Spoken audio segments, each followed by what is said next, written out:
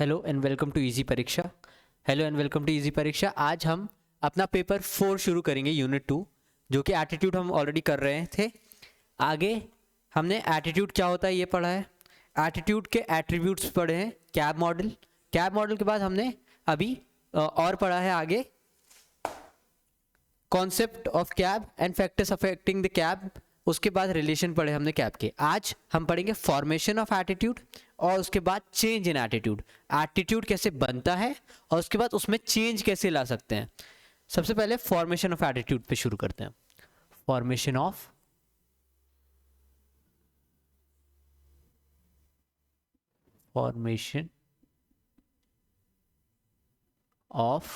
Attitude.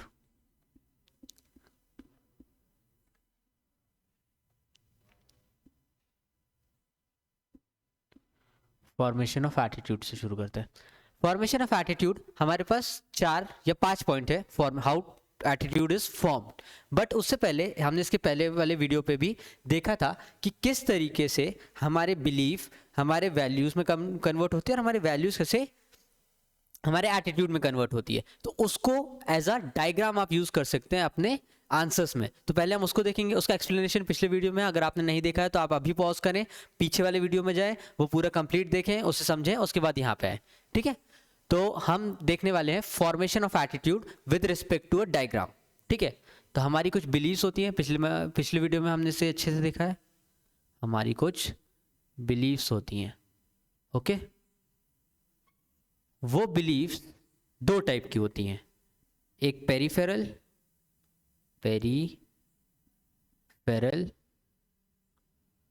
And दूसरी होती है कोर बिलीव्स। दूसरी कैसी होती है?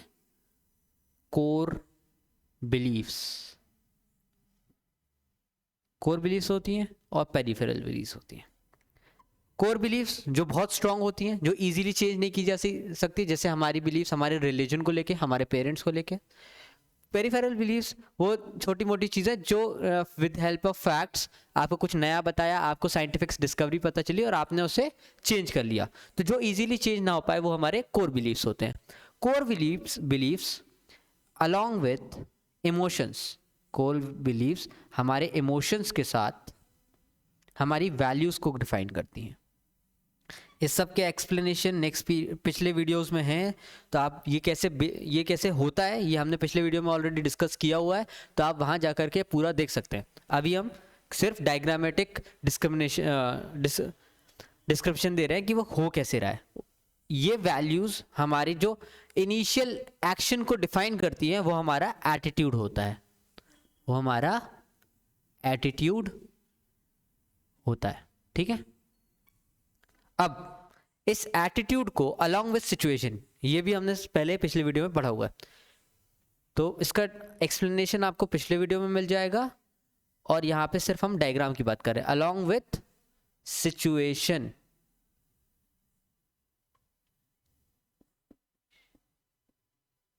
Along with situation attitude, along with situation हमारा बिहेवियर बनता है।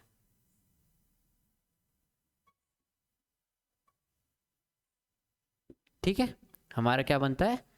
बिहेवियर। और फिर यही चीज़ हमारे फीडबैक में जाती है, यही चीज़ हमारे फीडबैक में जाती है, थोड़े से हमारे बिलीव्स को चेंज करती है और ये साइकिल हम फॉलो करते हैं। तो ये diagrammatic representation of attitude formation हो गया। अब कुछ पॉइंट्स को जान लेते हैं। अब मैं से मिटा रहा हूँ, आप पॉज करके अगर आपको वो करना है तो आप पॉज करके इसको बना सकते हैं। अब हम इसके पॉइंट्स पे जाएंगे। ठीक है, फॉर्मेशन ऑफ एटीट्यूड के पॉइंट्स पे जाते हैं। तो किस तरीके से हम एटीट्यूड को फॉर्म कर सकते हैं। पहला देखेंगे हम डायरेक्ट कंडीशनिंग। पहला क्या देखेंगे? पहला देखेंगे हम डायरेक्ट कंडीशनिंग।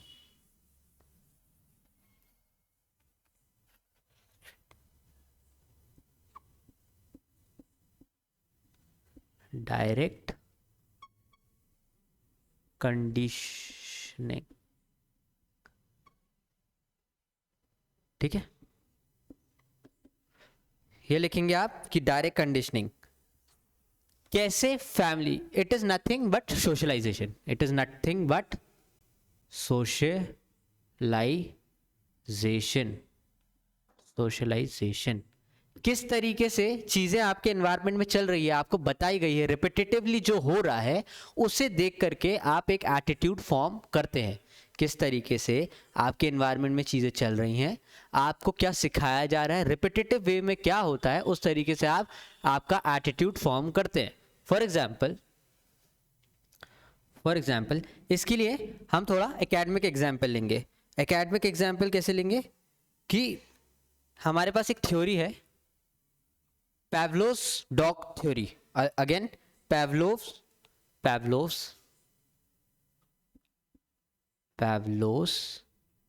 dog theory. एक बार मैं दोबारा बोलता हूं, एथिक्स फिलॉसफी का पार्ट है, which means philosophy as a subject, उसमें डिफरेंट स्कॉलर्स होते हैं, वो अलग अलग अपने व्यूज़ देते हैं। तो वैसे ही एक स्कॉलर ने इसे स्टडी किया, पैवलोस डॉग्स थ्योरी। पैवलो एक स्कॉलर हैं, उन्होंने अपने डॉग को स्टडी किया और फिर बोला, कहानी सुन लीजिए, आपको जब आप ये लिखेंगे तो कहानी ये है कि वो रोज़ घंटी बजाते थे, नीचे बाउल रखते थे, उसमें खाना देते थे, उनका डॉग दौड़ के आता था, खाना खाता था। घंटी बजाते थे, डॉग आता था, खाना खाता था। अब नेक्स्ट टाइम क्या हुआ, ये ऐसे वो 2-3-4 महीने तक करते रहे। अब उन्होंने खाना नहीं रखा, उन्होंने वहाँ खाना नहीं रखा, बस घंटी बजाई, खाना नहीं रखा, घंटी बजाई। लेकिन वो डॉग उसी एक्साइटमेंट के साथ दौड़ के आया और आजू बाजू घूमने लगा। फिर से उन्होंने ये कितने हफ्ते तक किया, 2 हफ्ते तक किया। डॉग उसी एक्साइटमेंट से आता था और यहाँ खाने के लिए देखता था कि है नहीं, बट वो खाना उस टाइम पे नहीं रखते थे। इससे क्या पता चलता है कि अगर हमारे एनवायरनमेंट में कोई चीज़ रिपीटेटिवली हो रही है, तो हमारा attitude towards that thing, even वो वहाँ है या नहीं है, हमारा एटीट्यूड उसकी तरफ वैसा ही हो जाता है। हम उसके लिए एक्साइटेड हो जाते हैं, या हम उसकी तरफ ग्रीडी हो जाते हैं, हम उसकी तरफ थोड़े गुस्से वाले हो जाते हैं। तो क्योंकि सिचुएशन ऑलरेडी वैसी चल रही है, वो एक्चुअली में वो वहाँ एग्जिस्ट कर रही है या नहीं, इससे फ़र्क नहीं पड़ता। जो हम रिपीटेटिवली देखते हैं, हमें सिखाया जाता है, ठीक है, हमें बताया जाता है, हम उसके अकॉर्डिंगली एक्ट करते हैं, ठीक है। Stimuli repetitive associated to the person, कैसे हमें रिस्पॉन्ड करना है, हमारा स्टिमुलाई हमें रिपीटेटिवली कैसे रिस्पॉन्ड करना है, ये बताता है। ये एक आपका स्कॉलरली एग्जाम्पल हो गया। दूसरा आप घर का एग्जाम्पल ले सकते हैं कि जैसे ही मम्मी आरती करती हैं या घर में गणेश जी रखते हैं हम और आरती करते हैं, तो वो जो स्टिमुलाई आता है, हमारा भक्ति भाव आता है, वो जो रिपीटेटिव काम करने पे वो आया, ठीक है। ज़रूरी नहीं कि आप वैसा फील कर रहे हो, लेकिन जैसे आप आरती सुनते हैं तो आप वैसा फील करने लगते हैं। तो वो जो एटीट्यूड है वो रिपीटेटिव स्टिमुलाई होता है। तो डायरेक्ट कंडीशनिंग या सोशलाइजेशन वाले में आप लिखेंगे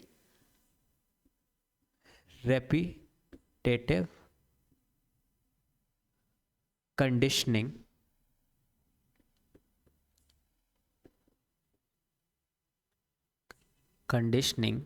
ब्रिंग स्टिमुलाई। स्टिमुलाई क्या है, हमारा इनर्शियल एक्शन। तो वो जो कंडीशन आते ही हमारा जो इनिशियल एक्शन होता है, वो घंटी सुनते ही वो जो डॉग एक्साइटेड हुआ, ये क्या है, डायरेक्ट कंडीशनिंग की। तो वो हमारा एटीट्यूड कैसे डेवलप होता है, वो रिपीटेटिव एक्शन देख देख के हमारा एटीट्यूड जनरेट होता है। मेक श्योर कि आप ये अच्छे से समझ रहे हो, क्योंकि जब एटीट्यूड चेंज करने की बारी आएगी तो हम इसी स्टिमुलाई को चेंज करेंगे। जो जिस चीज़ से हमारा फॉर्मेशन हो रहा है एटीट्यूड का, हम उसी चीज़ों को तो हिट करेंगे वापस उसको चेंज करने के लिए। तो अगर फॉर्मेशन अच्छे से सीखा तो आपको चेंज करना भी आसानी से आएगा, ठीक है। डायरेक्ट कंडीशनिंग रिपीटेटिव कंडीशन में आती है, हमारा एटीट्यूड कैसे फॉर्म होता है इसमें, ये पहला है डायरेक्ट कंडीशनिंग।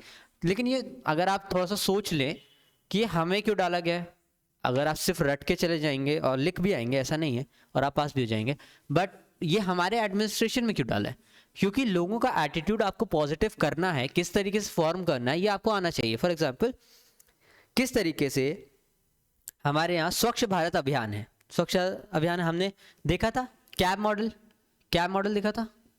कॉग्निटिव मतलब इंफॉर्मेशन, अफेक्टिव मतलब इमोशन, और फिर उसको बिहेवियर में कन्वर्ट करते थे हम, ये सीखा था। स्वच्छ भारत अभियान में क्या किया, पहले लोगों को इन्फॉर्मेशन दी कि हमारे पास कितनी गंदगी है, कितने लाख टन कचरा हम हर साल निकालते हैं, अगर नहीं जल्दी से सर्कुलेट किया गया तो हम कितनी बुरी पोजीशन में आ जाएंगे, उससे कितनी बीमारियां, कॉलेरा, ये सब, ये सारे जो गंदगी से फैलने वाली बीमारी हैं वो हमें बताया गया। तो हमारे क्या किया, कॉग्निटिव पार्ट को चेंज किया गया।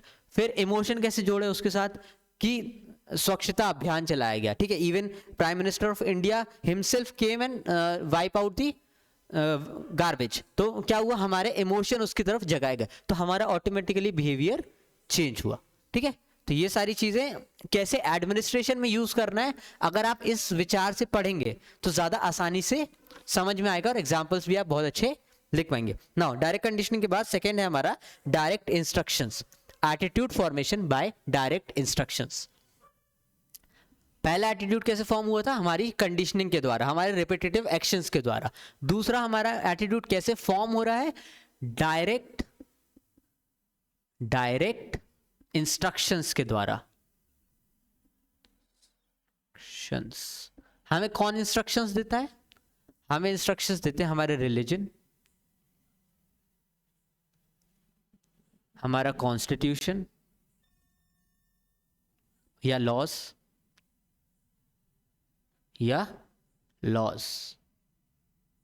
कैसे, एग्जाम्पल लेते हैं इस्लाम का, ठीक है, या फिर गीता का भी एग्जाम्पल ले सकते हैं। डायरेक्ट इंस्ट्रक्शंस क्या बोलते हैं इस्लाम में, कि आपको 5 बार नमाज पढ़नी है, या फिर ऐसे लोगों को आपको अल्कोहल से दूर रहना है, अल्कोहल आपको कंज्यूम नहीं करना है, अल्कोहल कंजम्पशन मनाही है, ठीक है इस्लाम में।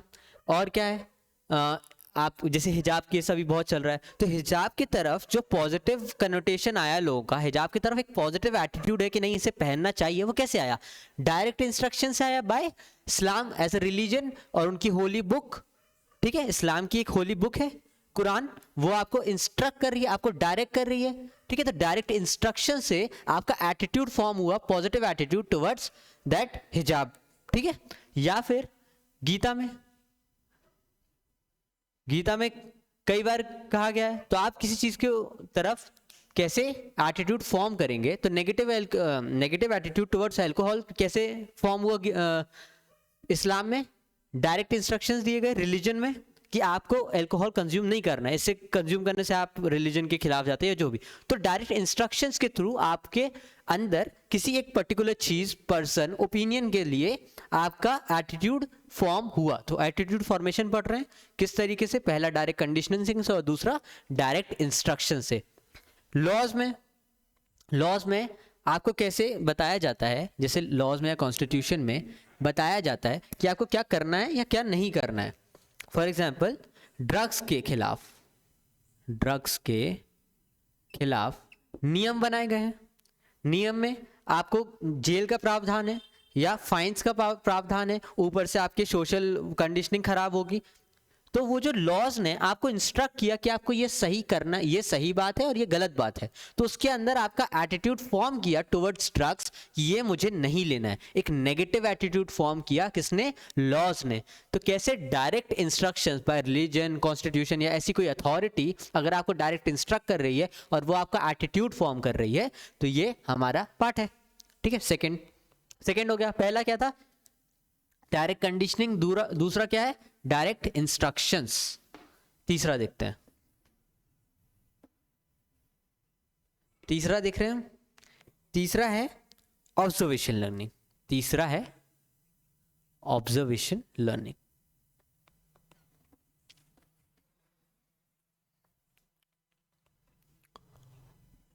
ऑब्जर्वेशन लर्निंग, इसमें क्या होता है कि आप देखते हैं और चीजों के बारे में सीखते हैं। इसमें क्या होता है, आप देखते हैं और चीजों के बारे में सीखते हैं। फॉर एग्जाम्पल कि आपने कहीं गार्डन गए, तो गार्डन में किस तरीके से सफाई है या नहीं है, वहाँ के लोगों का एडमिनिस्ट्रेशन। फॉर एग्जाम्पल हमारे और सबको पता है कि Indore is a cleanest city in India, 4th या 5th टाइम लगातार वो फर्स्ट प्लेस पे आ रही है क्लीनेस्ट सिटी ऑफ इंडिया पे। इंदौर की बात करें तो फॉर एग्जांपल इंदौर की बात करें, इंदौर की बात करें तो क्लीनेस्ट सिटी ऑफ इंडिया है, सिटी ऑफ इंडिया।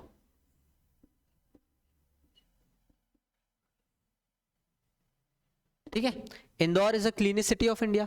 लेकिन जब आप वहां पे जाएंगे तब आपका एक्चुअली में, ये तो आपका एक फैक्ट हो गया, लेकिन जब आप वहां पे जाएंगे ऑब्जर्व करेंगे तो आपका एक पॉजिटिव एटीट्यूड बनेगा टुवर्ड्स एडमिनिस्ट्रेशन ऑफ इंदौर, कि किस तरीके से क्लीन रखते हैं, कितना साफ एक्चुअली में है। जब आप कंपेयर करेंगे, वहां पे देखेंगे, खुद ऑब्जर्व करेंगे, तो एक आप अपना एटीट्यूड बनाएंगे उस चीज़ की तरफ। जैसे कि आप किसी व्यक्ति से मिले, आपने उसे ऑब्जर्व किया, कुछ करते देखा, या फिर आपने उसे देख लिया कि यार ये व्यक्ति किसी व्यक्ति को परेशान करता है, बार बार करता है, रोज करता है, तो आप उसके तरफ अपना एटीट्यूड नेगेटिव कर लेंगे। तो आप किसी को ऑब्जर्व करते हैं और फिर उसकी तरफ एक अपना एटीट्यूड फॉर्म करते हैं। ठीक है, ये हो गया हमारा तीसरा, ऑब्जर्व लर्निंग। चौथा है मॉडलिंग। चौथा है मॉडलिंग।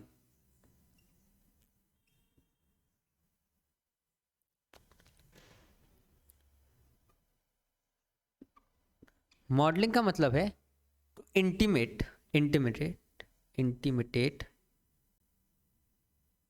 या फिर टू कॉपी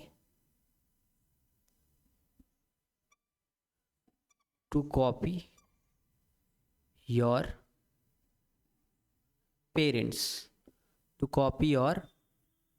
पेरेंट्स, आप अपने पेरेंट्स को कैसे कॉपी करते हैं। फॉर एग्जाम्पल, आप जब छोटी एज में होते हैं, एक थ्योरी है कि आपका प्ले स्टेज होता है, गेम स्टेज होता है, फिर लर्निंग स्टेज होता है। ठीक है, तो इस तरीके से आप जब बड़े होते हैं तो आप पहले देख के सीखते हैं, सिर्फ देख रहे हैं, अभी आप एक्ट नहीं कर रहे हैं, देख रहे हैं, फिर आप कैसे देखते देखते उस चीज़ को थोड़ा एक्ट करने लगते हैं, आप उनकी तरह काम करने की कोशिश करते हैं। तो वही है modelling, to copy your parents. For example कि जैसे घर में मम्मी ज़्यादातर अगर हाउस होल्ड वर्क में लगी हैं और पापा ज़्यादातर बाहर के काम कर रहे हैं, या फिर पापा ज़्यादा गुस्से में रहते हैं या मम्मी पोलाइट रहती हैं, ये सिर्फ मैं एग्जांपल दे रहा हूँ, ज़रूर नहीं ऐसा हो।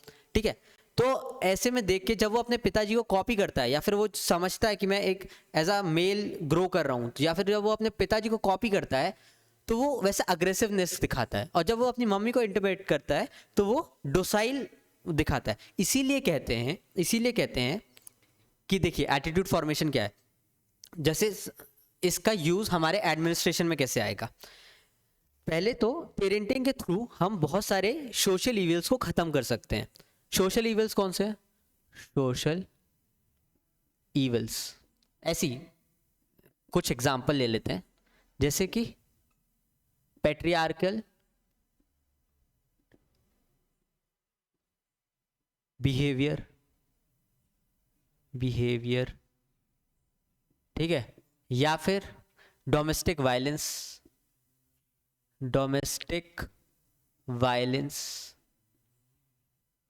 या woman less authority in decision making,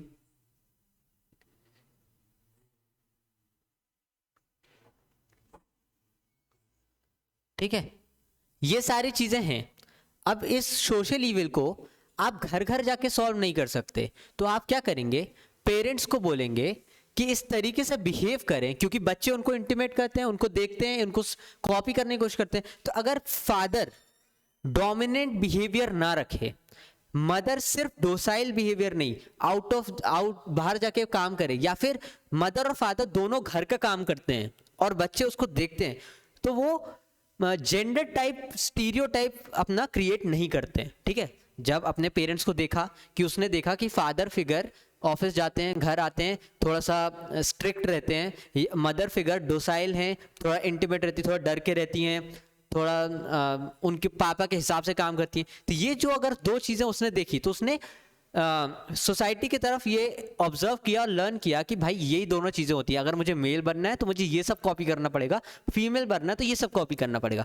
यहीं पे अगर पेरेंट्स मिल करके हाउस होल्ड वर्क को शेयर करें, अथॉरिटी जब कोई डिसीजन मेकिंग आए तो एक दूसरे से बात करें, तो वो जो बच्चे की लर्निंग होगी, वो जो सीखेगा वो एटीट्यूड फॉर्म करेगा towards next gender, towards opposite gender. यहाँ पे कैसे एटीट्यूड फॉर्म होता है? एटीट्यूड फॉर्मेशन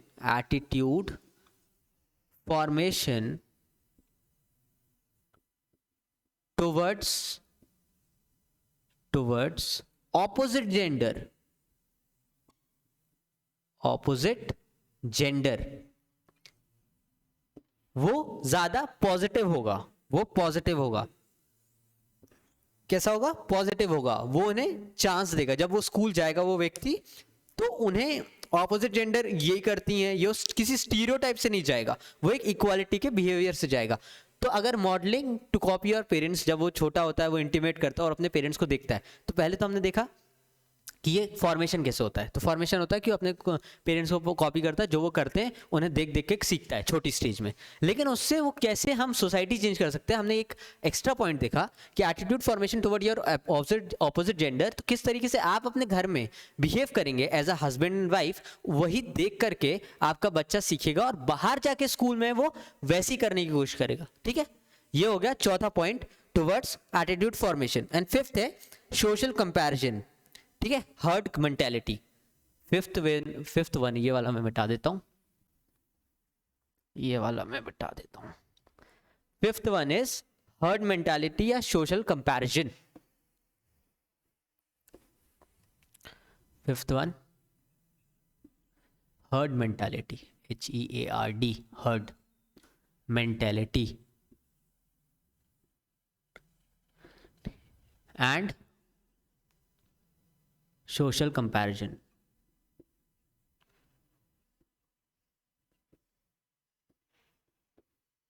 ठीक है, इसमें क्या होता है, आप सुनी सुनाई बातों पे, चीजों पे रिएक्ट करते हैं या एटीट्यूड बनाते हैं अपना towards other thing, object, place, ठीक है, work, anything.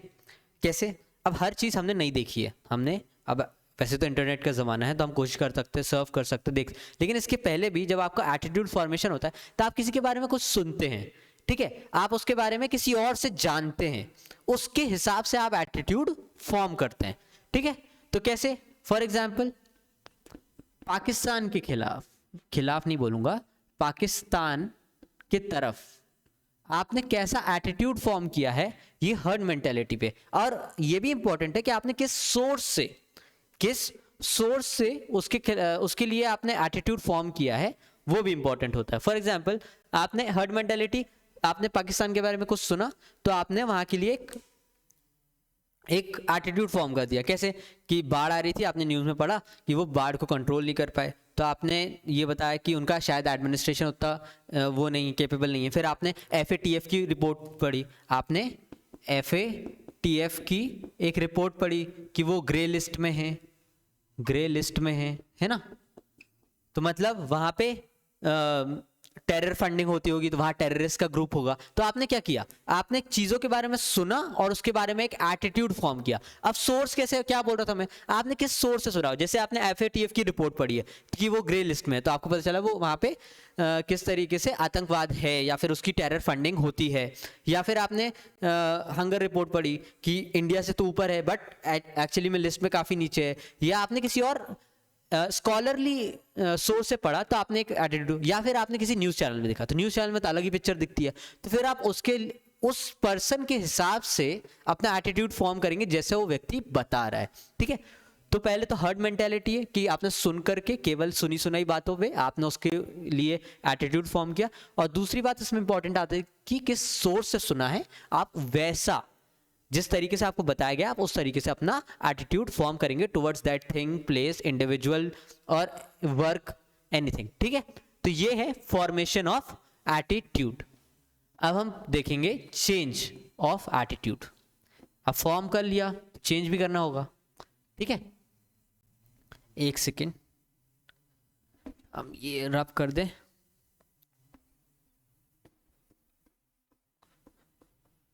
Change of attitude,